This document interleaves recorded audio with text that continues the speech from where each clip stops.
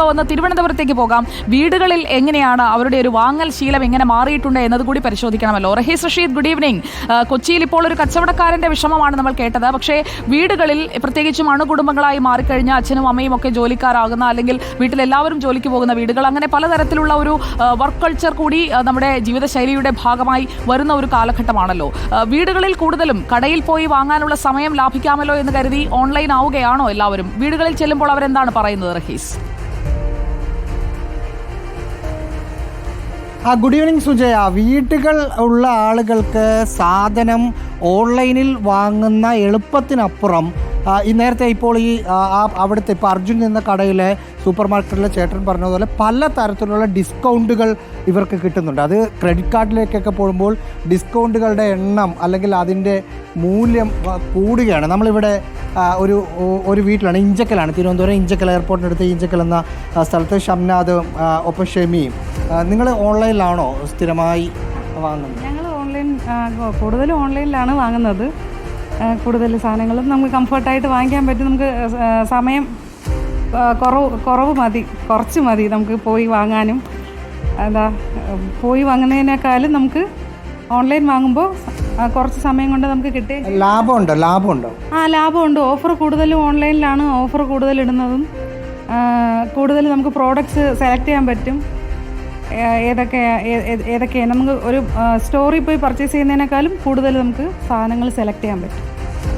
സാധനങ്ങൾ എന്ന് പറയുമ്പം സാധാരണഗതിയിൽ നമ്മളൊക്കെ ആദ്യം ഇലക്ട്രോണിക് സാധനങ്ങളൊക്കെ ആയിരുന്നു വാങ്ങുന്നത്. ഈ അടുത്താണ് പഴവും പച്ചക്കറിയിലേക്കൊക്കെ കടന്നു വന്നത്. അതെ, കോവിഡോട് കൂടിയാണ് നമ്മൾ ഇത്തരം സാധനങ്ങൾ ഓൺലൈനിൽ വാങ്ങിച്ചു തുടങ്ങിയത്.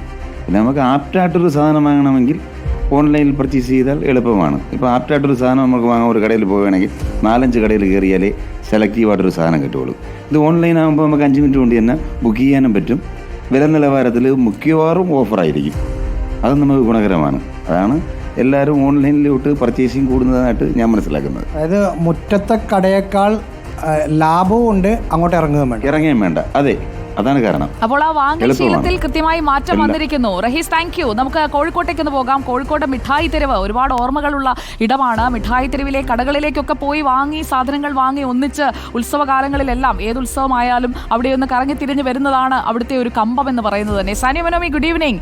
ഇങ്ങനെ പോവുകയാണെങ്കിൽ കോഴിക്കോട് മിഠായി തെരുവിലേക്ക് വരുന്നവരും കൂടുതലായി ഓൺലൈൻ ആകുമോ? അതോ പഴയ ആ ഒരു ശീലമനുസരിച്ച് ഇപ്പോൾ ഉത്സവകാലങ്ങൾ വരുമ്പോൾ, പെരുന്നാൾ വരുമ്പോഴൊക്കെ കൃത്യമായി എത്തുന്നവർ മാത്രം അവിടേക്ക് എത്തുന്ന ഒരു സാഹചര്യം ആയിരിക്കുമോ? എന്താണ് കോഴിക്കോട്ടെ ഒരു ആളുകളുടെ ഒരു ഇപ്പോഴത്തെ ഒരു താല്പര്യം? ഓൺലൈനാണോ ഓഫ്ലൈനാണോ?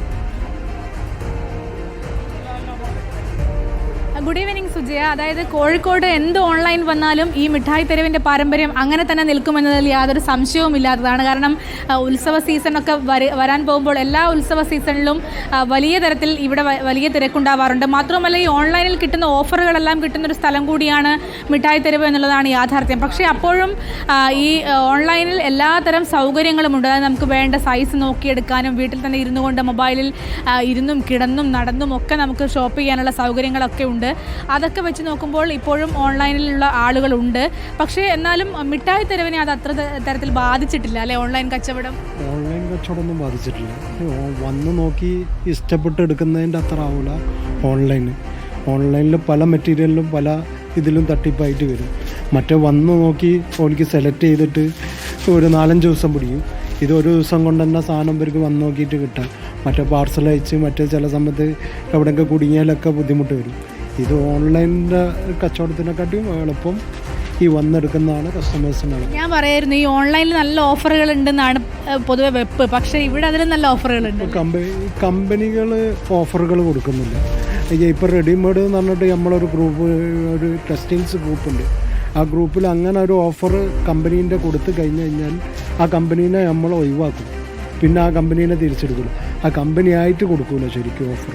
നല്ല തുണി ഇനങ്ങൾക്കും അതുപോലെ കുട്ടികളുടെ ഉടുപ്പ് ഇതിനൊന്നും അങ്ങനെ കുറഞ്ഞിട്ടില്ല. എല്ലാവരും ഇവിടെ തന്നെയാണ് വാങ്ങുന്നത്. ചെറിയ കുട്ടികളതായി കഴിഞ്ഞാലും കസ്റ്റമർ ഇവിടെ തന്നെ വന്നിട്ട് തന്നെ എടുക്കുള്ളൂ.